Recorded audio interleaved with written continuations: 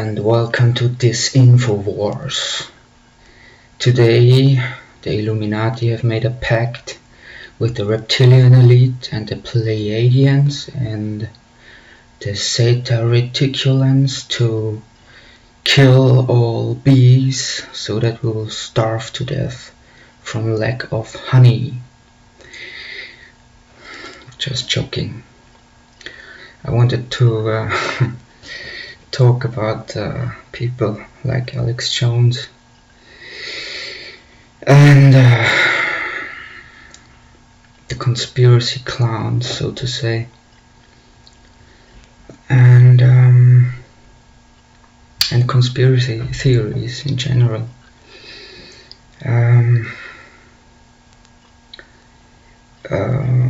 I fell for that too for a long time, and I really would have wanted someone to explain to me what's going on. And it took me a long time to figure out I even fell for this David Icke story with the reptilians and so on. And back in the 1990s, the UFO phenomenon was a big thing. Nowadays, it's very little talked about, and this has a specific reason why. I'm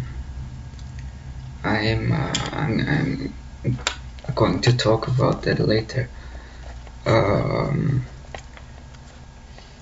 So basically, the intelligence agencies have four things that they do, which is propaganda, psychological warfare, misinformation and disinformation. And misinformation is not the same as disinformation.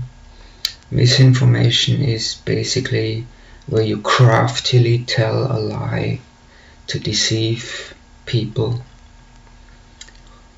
which I think an example would be the UFO thing. But disinformation is a disinformation agent is someone who tells a lot of truth, like let's say it tells 95% of truth and 5% lie,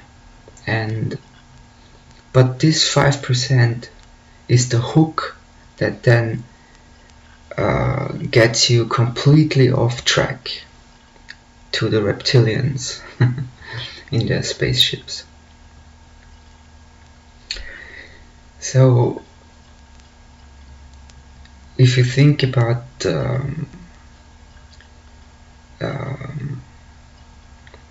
David Icke, for example, he's doing this since the 1990s, since the early 90s, and if you think about that, what usually happens to whistleblowers is that they may be able to tell their story once or maybe even twice or three times, but they have an accident or something. They fall off a bridge, or they shoot themselves in the head 3 times, commit suicide by that. And so that's what happens. Or Julian Assange, who is now in prison. And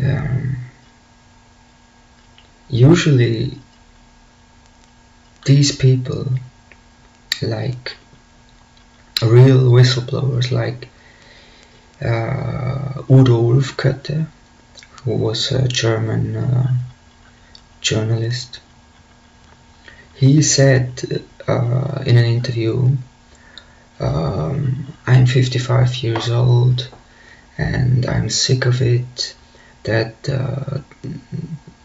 this certain agency bribes us to give our names under their stories, and basically the journalists have sold themselves out to certain intelligence agencies.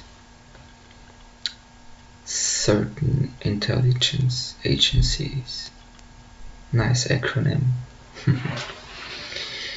And he said that he's sick of it and he's going to write a book about it because he has nothing to lose. He has no children. He has had 2 heart attacks, and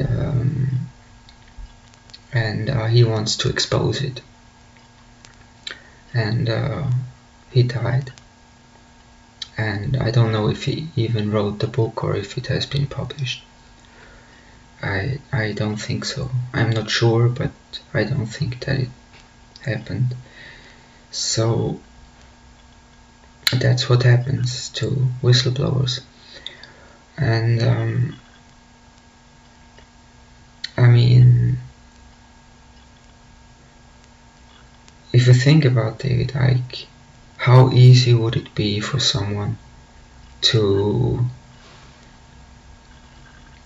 pick up a phone because he has children and a wife, and to intimidate him?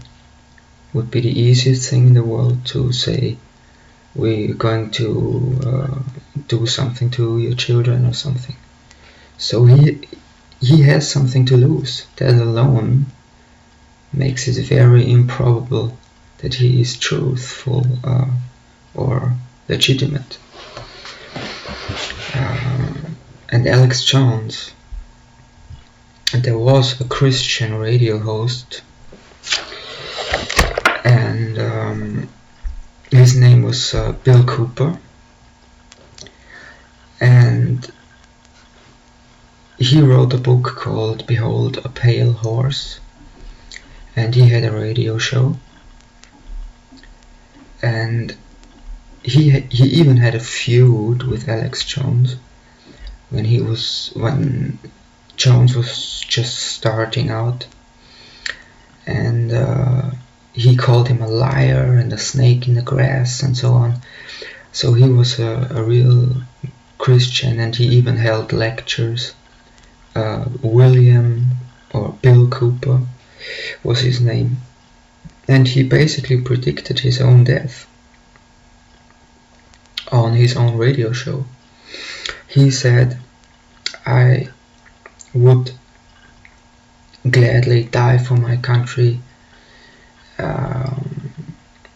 because the situation is so dire now that people have to wake up to the enemy, and people are completely asleep, and if I have to die doing that, then I'm glad to die on my doorstep, especially if they want to try to take away my guns. I will defend my house, and I will gladly die on my porch. And he really was shot by police on his doorstep. So maybe that was a ritual or something, I don't know. But so that's what happens to real whistleblowers. And so just ignore these people. Don't waste your time listening to Alex Jones and all his insane conspiracy theories. Even if they are truthful, they are not your friends. They are what was once called COINTELPRO, counterintelligence. And this goes back to Vladimir Ilyich Ulyanov, also known as Vladimir Lenin, who said, if there is an opposition, we will lead that opposition. And that's also why I call these people the conspiracy clowns. because that's what they are. And I don't call them conspiracy clowns as an insult, but that's because that's exactly what they are doing. They make it seem ridiculous, and they make the whole truth movement seem over the top and insane and so on. Screaming into megaphones and so on. And Alex Jones did this again and again and again and again. And I mean, it's even on video where he screamed so loud that people who tried to have a peaceful protest, he basically made it into a non-peaceful protest just by being there. And that's exactly what he does. And that's his objective, to make the truth movement seem dangerous, stupid, over the top, irrational, and so on. And if you watch Alex Jones and you don't see that he is an actor, even his voice, that's not a norm, that's like he does an impression of someone, or like he has taken steroids for way too long. And even his attorney, because he was just Alex Jones was just sued by the parents of the Sandy Hook victims, and his attorney, his strategy was, he said that this is just a character, this is just entertainment, this is not meant to be taken literally. That's what his attorney's strategy was, and what he said in court. It's an act. He's an actor. And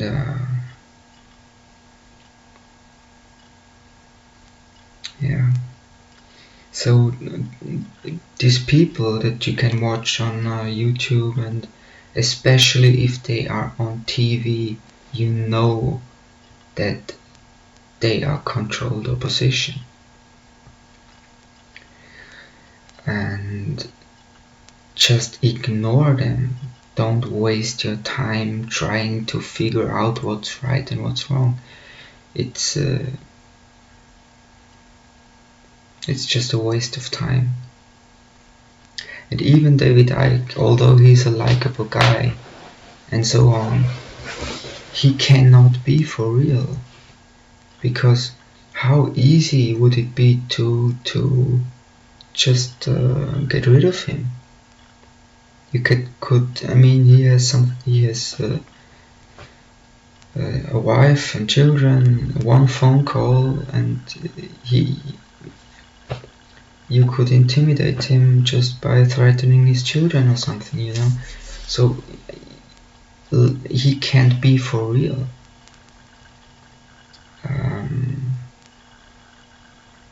In my opinion.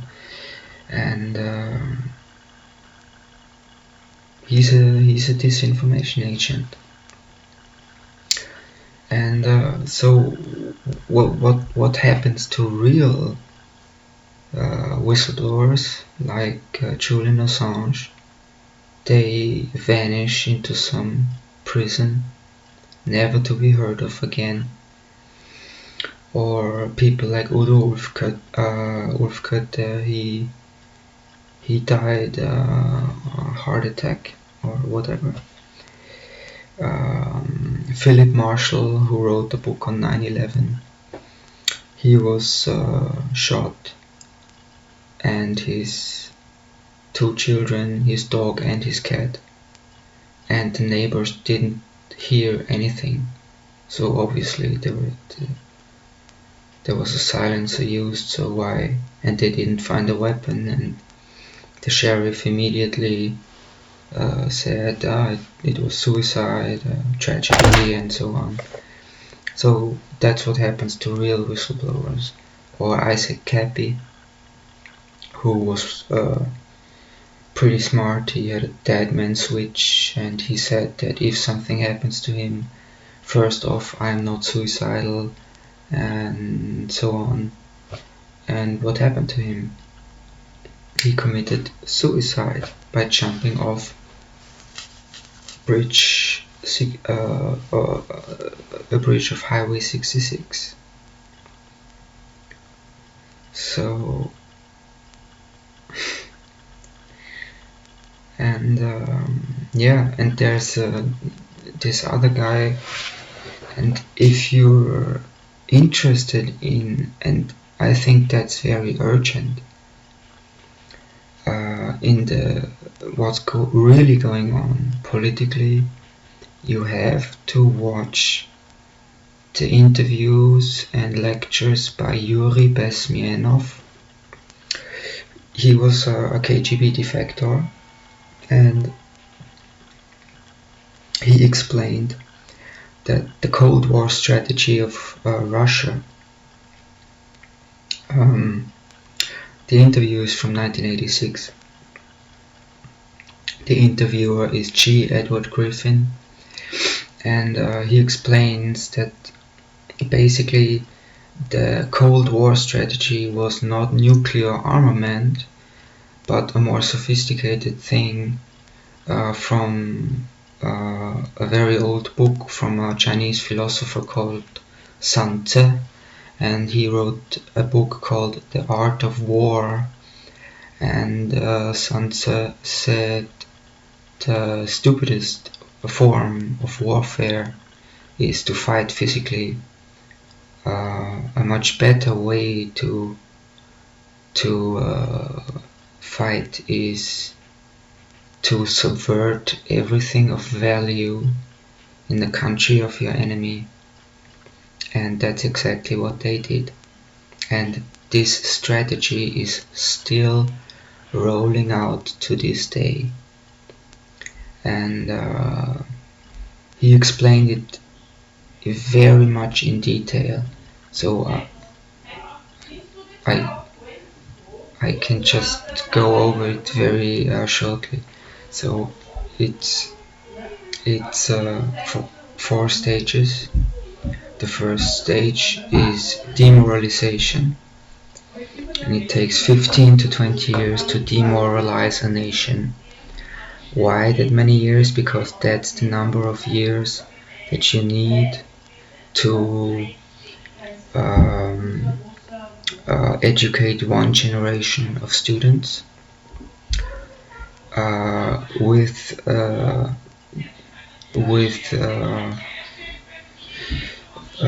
the ideology of the enemy country.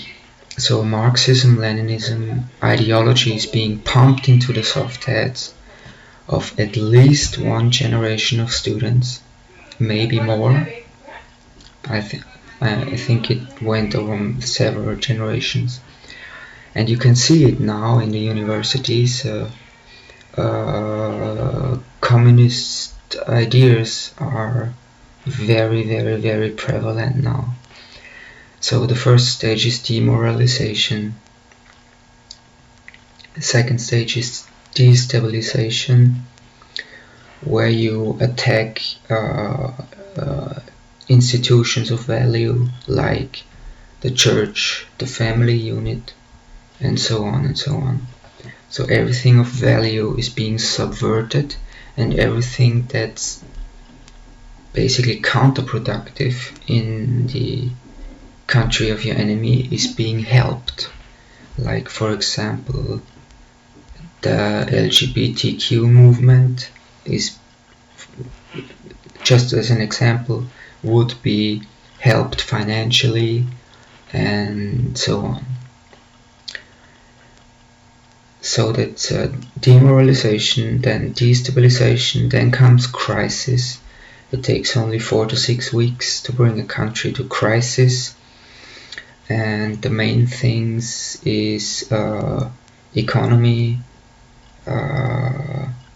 defense systems, and military.